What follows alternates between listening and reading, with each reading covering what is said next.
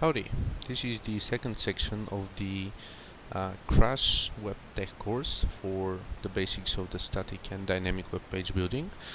In section 1 we reviewed the creation of an HTML document, and this is our initial HTML document, so we can see how does it look here in our browser. So we said that all of the content that we want to be seen on a web page is actually entered into the body tag, and we also have other supportive tags that are manipulating and managing the content. The general concept of the HTML language is that it's actually a markup language. It's not real programming per se.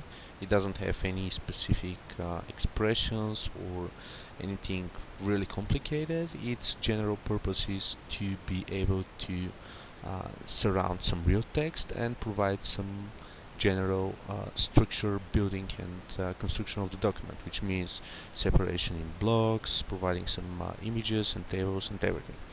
So you can imagine Microsoft or OpenOffice Word document, which is textual content, which is just getting started. So we have some text which is italic. We have some headings and titles and everything. For instance, if you want to get this being as a heading tag, we can surround it into the H1 tags, which looks like this.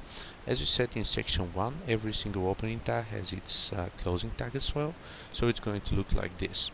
If you are going to save this document and refresh here, we'll see that the title is a bit large, which is a result of getting our text set under heading.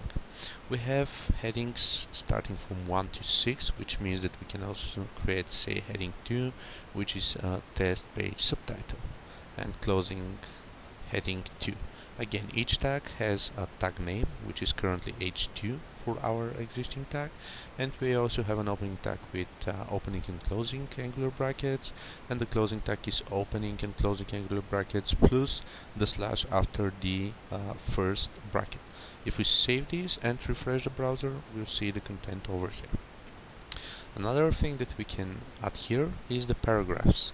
Paragraphs are only the P tags, so we can create a paragraph here and add some text such as I'm the first paragraph. Then we can create another paragraph, I'm the second paragraph, and it's going to be created and visualized like this. If we want to add another title below, we can create another second heading to title with some paragraph here too, and we're going to close this paragraph and see how our web page is now looking more beautiful and well structured. So we have two main purposes of actually using HTML. The first one is to separate and decouple the content itself, and the second one is to provide some general styling for it. For styling, there are some other concepts being used in the web programming. The main one is the CSS.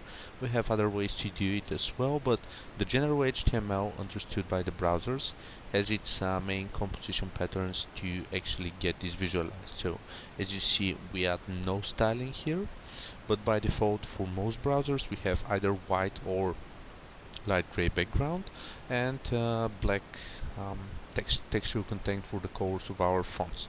It's not necessarily by default. You can change the color schemes or anything like this, but this is the default styling. When you get used to the web development, you might want to set some default styles just to be sure that they're looking the same way on each browser, but that's all for now.